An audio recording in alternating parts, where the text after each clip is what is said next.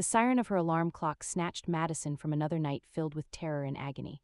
As she sat up to turn the buzzing off, she winced in pain. With delicate touches, she felt the back of her head. A rather large knot rose out against the base of her scalp. For the third night that month, she'd lived the life of someone else in her dream. This person got away. It thrilled her beyond words to not have to live through another woman's violent demise. Ice, madam, for your injury. It no longer surprised her that her groundskeeper knew what she needed. She held out her hand and took the salve to her aching head. She didn't hear Andrew come into the room, but that hardly shocked her. He walked softer than the dead and understood more than the living. He accepted the physical repercussions of her dreams when he found her battered and bruised upon waking.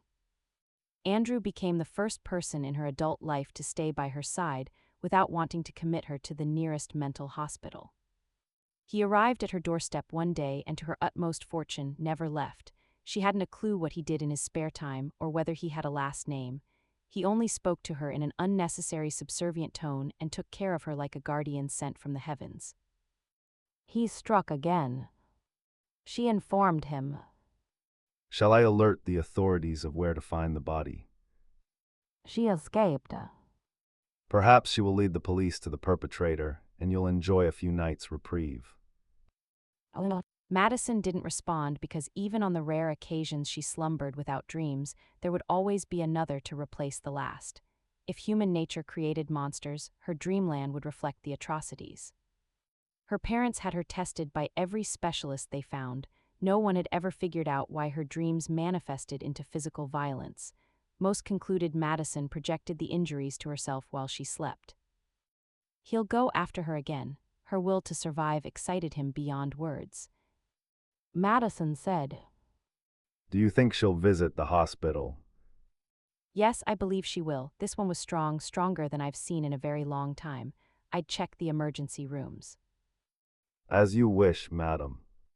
She no longer questioned how he got the information to pass along to the local authorities, but between the two of them, their anonymous tips in the past helped capture the criminals who haunted Madison's dreams. Andrew couldn't be a day under 70, and Madison barely qualified as an adult with her thin frame and small stature. They made unlikely crime fighters. In the 30 years of her life, she never broke the barrier of 5 feet in height. The rest of the morning followed suit to every other sunrise. Madison awoke injured. The same doctor that tended to her wounds as a child arrived at the house by the time she finished her shower and confirmed her suspicions of a concussion, but let her know that despite the blow to her head, she'd survive. At breakfast, Andrew handed her a copy of the fax he sent to the police. It listed the name of a woman admitted to the emergency room with the same injuries as she awoke with and reported an attack. They wouldn't be able to trace it back her home. Andrew ensured her ability to remain free from the prying eyes of the authorities. Andrew was the butler to her superhero without all the cool gadgets. Thank you, Andrew. I believe I'll go to the gym this morning. The doctor warned you against swimming with a head injury. He replied. He did indeed. Madison said. Madison left him with a smile on her lips. He always knew what to say to make her feel better. She grabbed her gym bag and headed toward the garage. Her parents gave her their sprawling estate and everything in it when they moved to Italy. She would always be their biggest disappointment, unable to be the socialite they desperately wanted to raise her to be.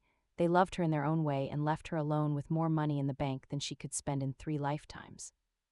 She vaguely remembered the doctor's order not to operate heavy machinery as she climbed into her car. Sports cars had to be small enough not to qualify. Endless laps waited to clear her mind.